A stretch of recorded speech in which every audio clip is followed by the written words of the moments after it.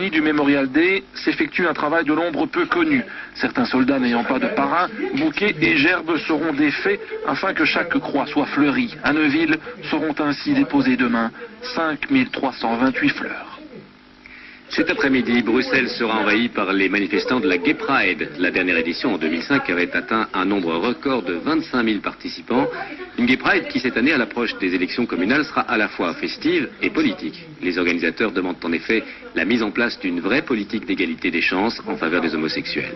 Coup d'œil sur les préparatifs de cette manifestation, toujours très haute en couleur, avec Sami Hosni. 10h ce matin, les organisateurs montent les stands pour la Gay Pride. Pas toujours facile avec ce genre de robe. Vous êtes en robe, mais vous avez quand même des baskets de sportives. Quand on doit tout déménager d'un stand à un autre, on remet les talons après.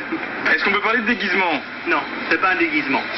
C'est une façon de voir et c'est un masque qu'on utilise et qui aide à divertir les gens et s'amuser. C'est une autre manière de s'amuser. On met les petits plats dans les grands pour que la fête soit réussie. Une fête haute en couleurs, mais aussi un jour pour marquer sa différence. C'est le jour où nous manifestons notre différence et où nous nous exprimons librement pour dire voilà, nous sommes fiers de ce que nous sommes. Nous ne sommes pas une minorité cachée, nous sommes une communauté à part entière et nous avons des droits que nous revendiquons. Des revendications qui ne semblent pas plaire à tout le monde. Un groupe chrétien manifeste contre la Gay Pride. Moins nombreux, moins colorés et surtout plus conservateurs. Vu le nombre, ils ne gâcheront pas vraiment la fête.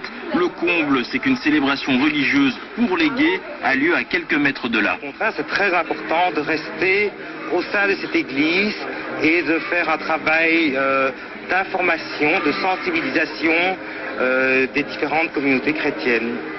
Nous ne demandons pas vraiment d'être admis, d'être compris par 100% des gens. Je crois qu'il est normal qu'il y aura toujours des intolérances.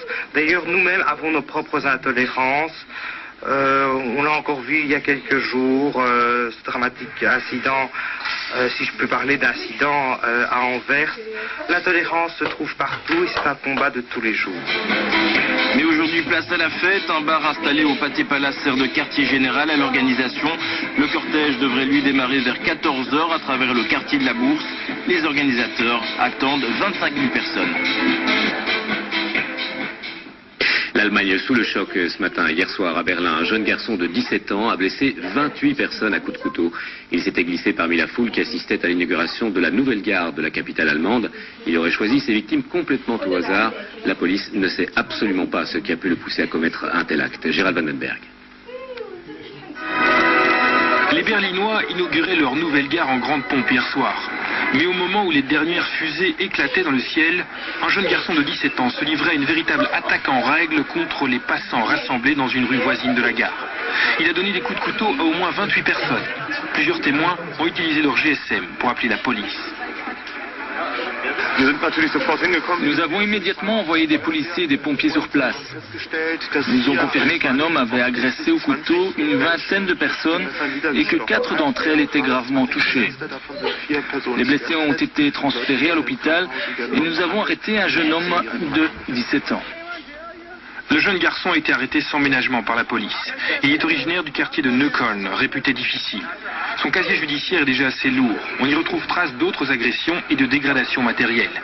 Mais jusqu'à présent, il n'a pas expliqué pourquoi il avait blessé tant de personnes choisies au hasard dans la foule. Nous n'avons aucune idée de ses motivations. Nous ne savons pas pourquoi cet homme a attaqué ces gens, pourquoi il a agressé si violemment ces passants. L'enquête devra le révéler. Le bilan est très lourd. 20 personnes ont été hospitalisées.